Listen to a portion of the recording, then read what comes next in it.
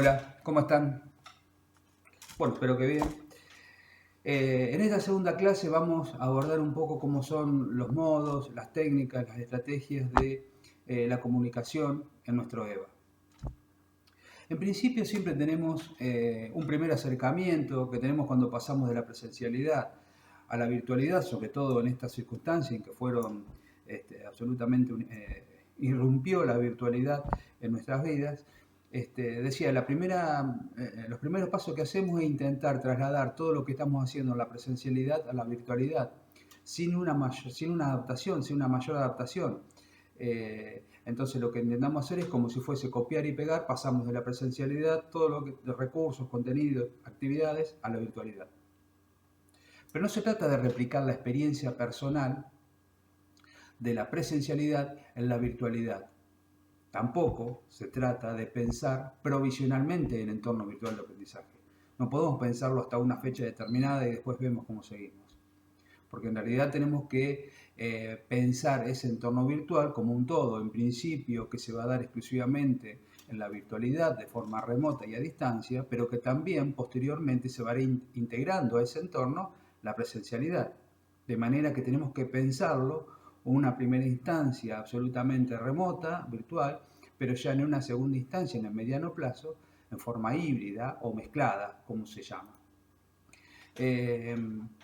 Entonces, tampoco podemos pensar que ese pasaje de la presencialidad a la virtualidad va a ser a través de maratónicas jornadas de videoconferencias, en la cual seguimos haciendo clases expositivas y después por WhatsApp o por mail le mandamos un archivo en PDF para que nos devuelva un resumen o una prueba.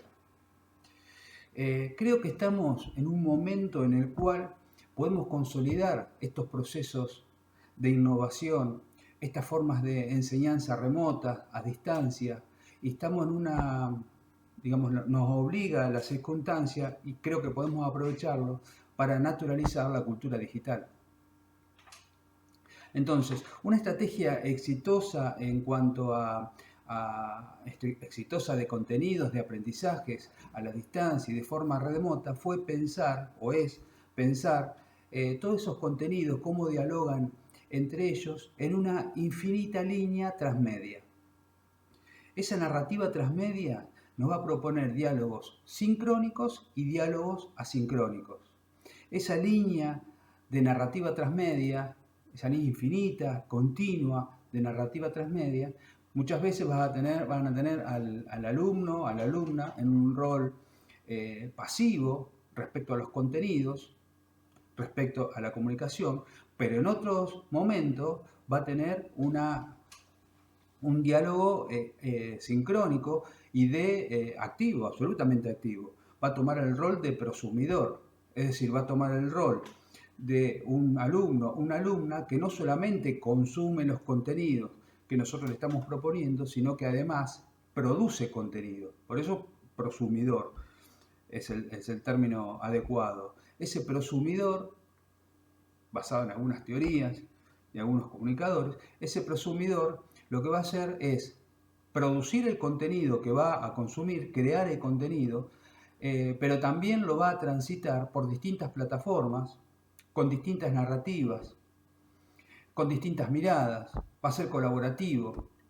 Entonces, la asincronía y la asincronía y sincronía, lo asincrónico y lo sincrónico no solamente va a aparecer en el diálogo y en la comunicación, sino también lo tenemos que pensar como un todo. Cuando hablamos la clase anterior de que van a dialogar los contenidos, las actividades con los recursos, docentes, alumnos, en todo ese ecosistema que estamos pensando, bueno, quizás esa línea transmedia es lo que va a ser la conexión de todos esos recursos y cómo van a dialogar. Como decía, en algún momento de forma asíncrona y en otro momento de forma sincrónica. Bien, entonces, antes de continuar y ya de ver alguna sugerencia para ese diálogo, tanto sincrónico como asincrónico, en nuestro campus virtual, tenemos que saber cuáles son las características básicas de una comunicación en Internet. La primera característica que va a tener la comunicación por Internet es que es una comunicación no presencial. Es una de las principales características que tiene Internet. No tenemos a nuestro interlocutor por delante. Por lo tanto, tenemos una carencia de esa mirada, de esa visión del físico. Digamos, los gestos, las sonrisas, los silencios no lo podemos ver, básicamente en la comunicación por Internet, excepto cuando hay algún tipo de intermediación sincrónica con una videoconferencia. Pero normalmente esa característica no está. Entonces la comunicación no presencial va a ser una de las características fundamentales de Internet. La otra gran característica que tiene es que todo queda escrito. Todo lo que yo haga, las palabras no se las lleva el viento. Todo lo que yo escriba queda en la red. De alguna manera u otra queda en los servidores. Aunque yo después borre mi posteo en Facebook, en Twitter o mi WhatsApp, o digamos, aunque yo quiera eliminar ese mensaje quedó escrito. Por ende, cuando nosotros, en tanto docentes, cuando estamos escribiendo, tenemos que cuidar esa forma, porque sabemos que van a quedar, y es posible incluso que en algún momento se nos pase factura por esa escritura. Por lo tanto, esto es fundamental, todo queda escrito, por ende, ya vamos a ver un poquito más adelante algunas sugerencias a la hora de escribir en Internet. También otra de las características que tiene la comunicación por Internet es que a partir de la llegada de la web y sobre todo de la explosión de las plataformas de todo tipo, tenemos que adaptar la comunicación, el mensaje, al tipo de receptor y al tipo de plataforma en la cual va a circular ese mensaje. Entonces, cuando hablamos de chat, foro, mensajes, mail, son distintas formas de comunicación a la cual vamos a adaptar de acuerdo donde hagamos, en qué plataforma hagamos esa comunicación o realicemos esa mediación. Entonces, esta va a ser otra característica, adaptar el lenguaje a las plataformas, al medio y al modo y al receptor del mensaje con quien vamos, a quienes vamos a estar, con quien nos vamos a estar comunicando, ¿no? Por último, dos cuestiones importantísimas también. Una tiene que ver con la estructura de la información. El mensaje debe ser breve. Tenemos que ser concisos, concretos. Hay estadísticas e incluso investigaciones. Hay mucha bibliografía, pueden encontrar muchos datos empíricos también que revelan que un usuario, no estoy hablando de ningún tipo de rol, de función, de perfil, no estoy hablando ni de docentes, ni de alumnos, ni nada. Un usuario normalmente en Internet, hay lecturas en las cuales están entre 1 y 3 minutos. Quizás en algunos casos, y cuando hacen diferenciaciones etarias, están un poco más, llegan a 5, a 7 minutos. La mediación que nos permite estas plataformas no implica que leamos menos, sino que leemos distinto, porque se leen a través de hipervínculos, en distintos medios, distintos formatos, distintas estructuras, distintos símbolos.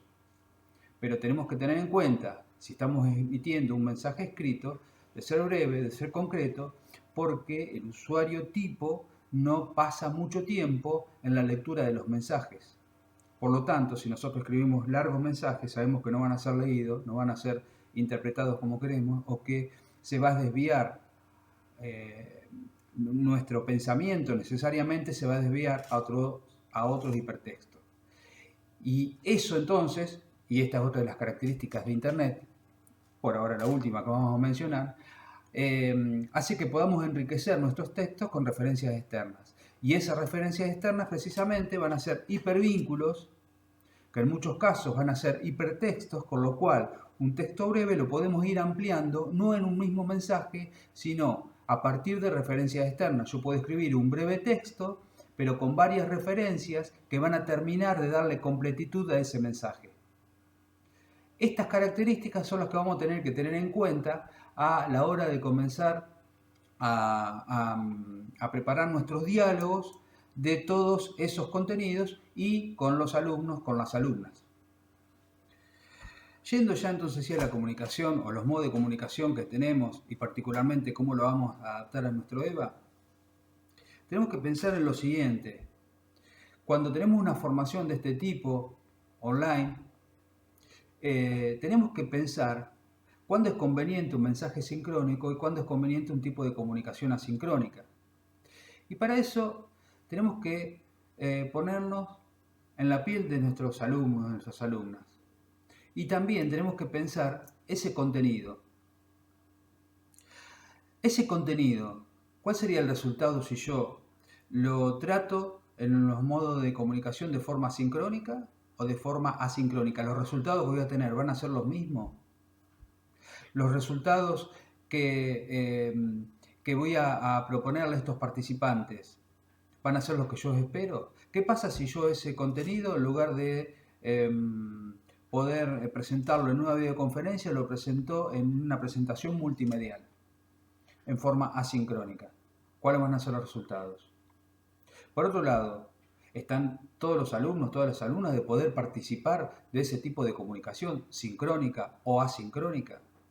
Por lo tanto, no siempre la comunicación sincrónica va a ser efectiva o asincrónica va a ser efectiva, sino que va a poder ser efectiva o va a poder colaborar en la producción de conocimiento en tanto y en cuanto tengamos una mirada crítica sobre ese tipo de comunicación y la tengamos en función del objetivo que estamos proponiendo.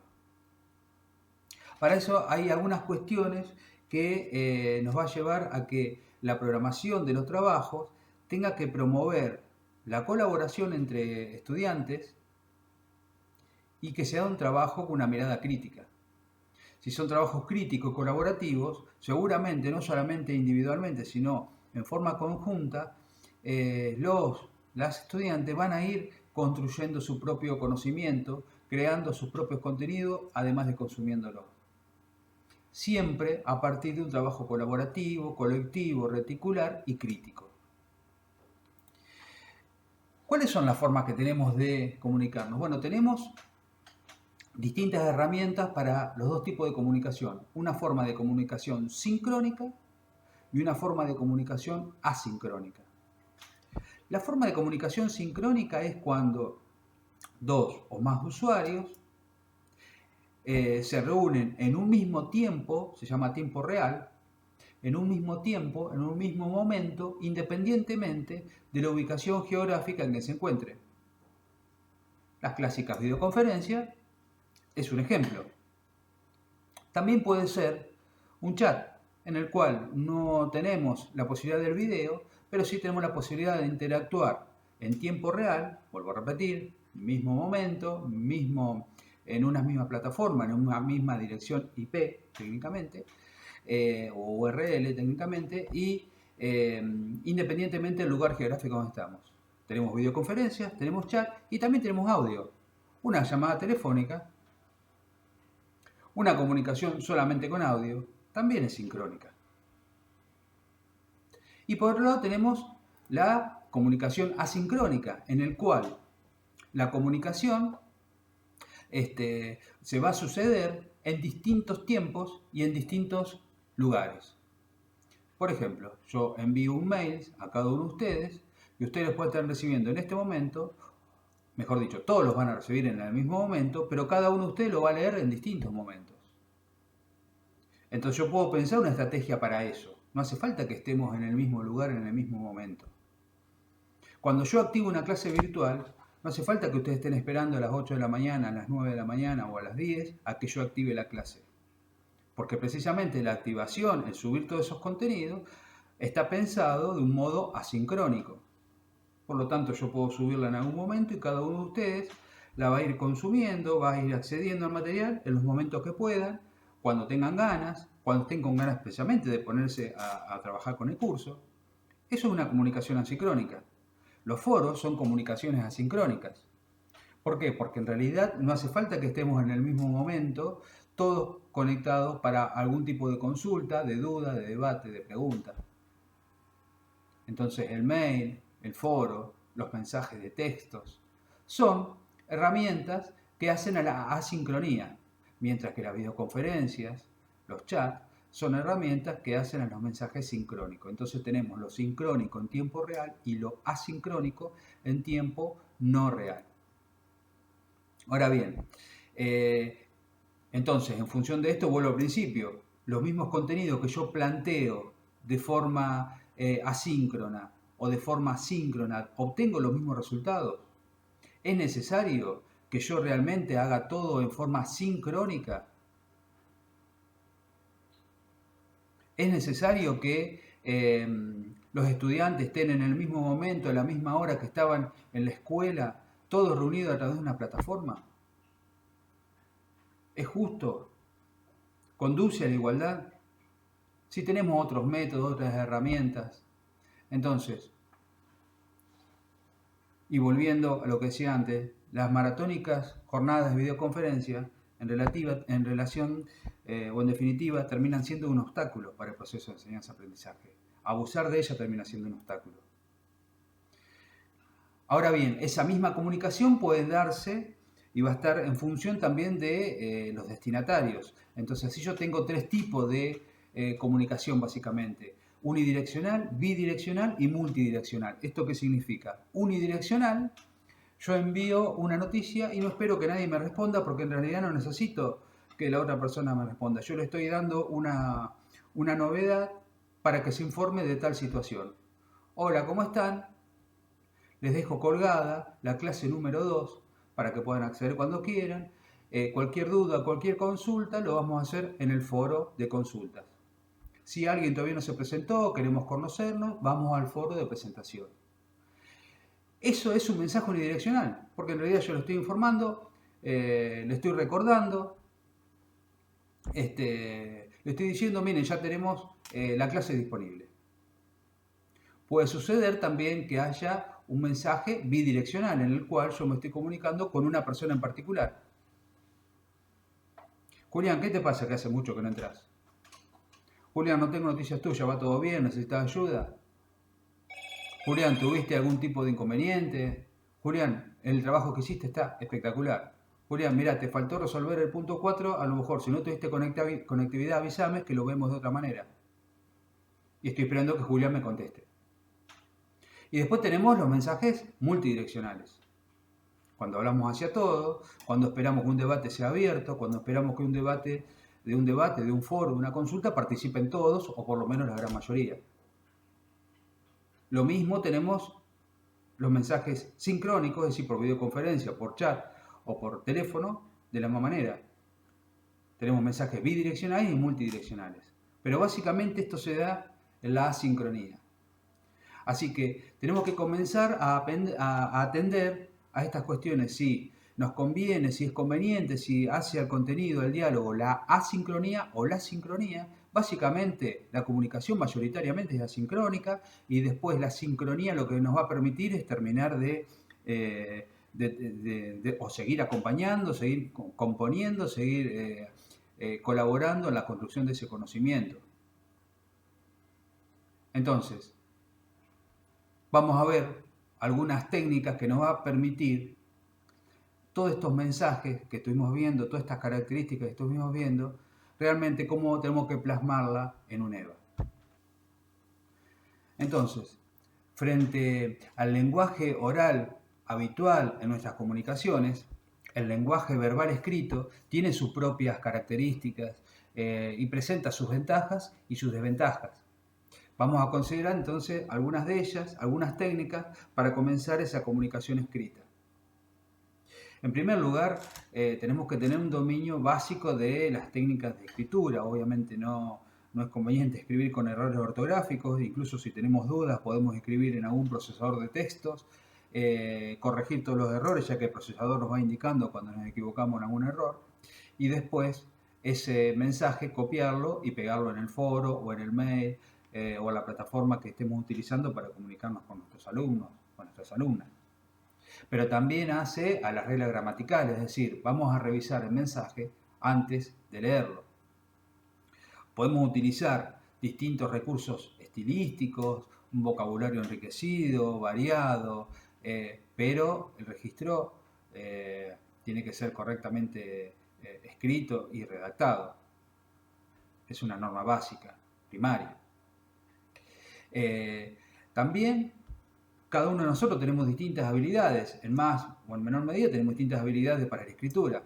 Por lo tanto, para mejorar la calidad de la comunicación, vamos a ver algunas cosas que podemos atender. Yo acá lo puse como es necesario ser consciente de, y pensemos 4 o 5 características a la hora de escribir. tenemos que hacer foco en el objetivo del mensaje. Tenemos que ser claros, concretos, concisos. El objetivo de este mensaje es este, por lo cual vamos a escribir en función de ese objetivo. También tenemos que pensar a quién se lo estamos enviando. Nuestros destinatarios, nuestros alumnos, nuestras alumnas, qué características tienen. ¿Qué parte ya abordamos de un contenido, por lo cual ya saben eso, ya están enterados y puedo abordar entonces el siguiente?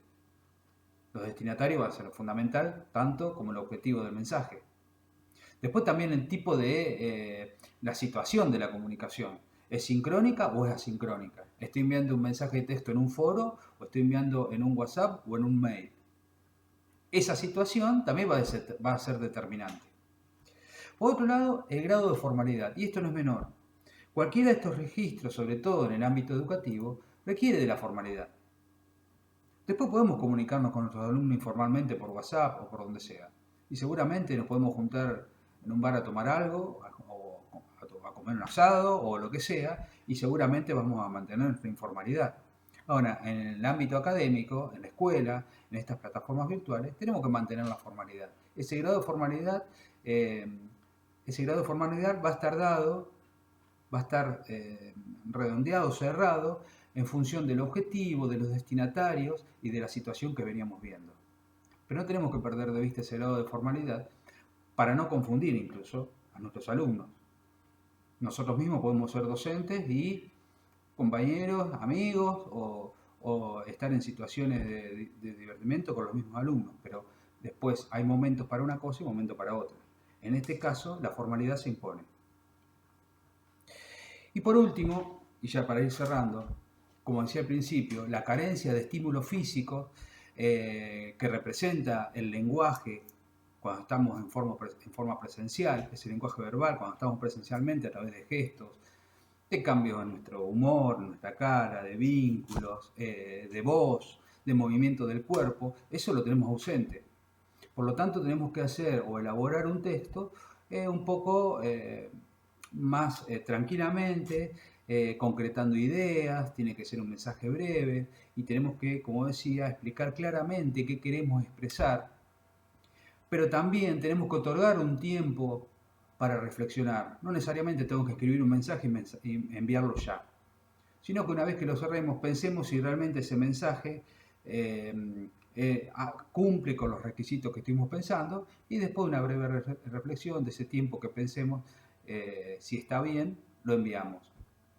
Por otro lado, y como decía al principio, tenemos que ser breve y en esto, si queremos algo mucho más extenso, entonces tenemos dos alternativas. O adjuntar un documento, por ejemplo, un texto largo, un libro, un escrito largo, adjuntarlo a ese documento, a ese texto en el cual estamos siendo breve, que está enriquecido, que está pensado, adjuntamos un documento, o bien enviamos y adjuntamos en ese mismo documento links a otras fuentes de referencias. De esta manera lo estamos enriqueciendo el texto. Esa comunicación asincrónica que fue breve, concisa, concreta, con el objetivo bien claro, con las consignas bien claras, pensando de que el alumno o la alumna no va a tener nuestra ayuda en ese momento que va a tener que resolver una actividad o que va a tener que resolver lo que nosotros estamos pidiendo en el mensaje, pero sí va a tener fuentes externas a la cual poder consultar.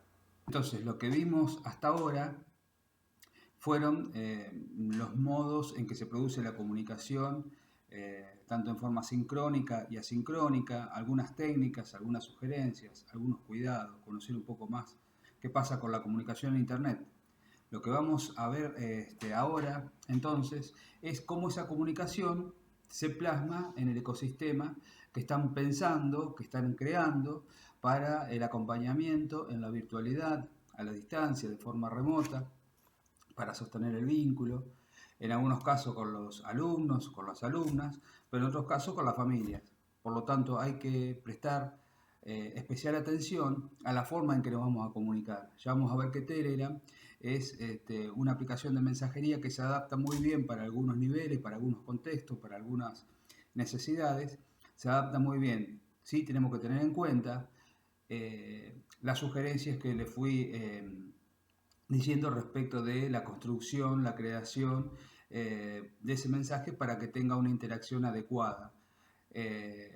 Tengan en cuenta que este tipo de sugerencia no es solamente para Telegram o para un entorno virtual de aprendizaje, sino para cualquier plataforma, para Facebook, WhatsApp, Telegram, digamos, más allá de la plataforma en la cual se comuniquen, por supuesto que van a atender a la particularidad de esa plataforma, pero decía, más allá de la plataforma, la sugerencia es que atiendan, que sean conscientes a estos indicadores que les fui diciendo recién.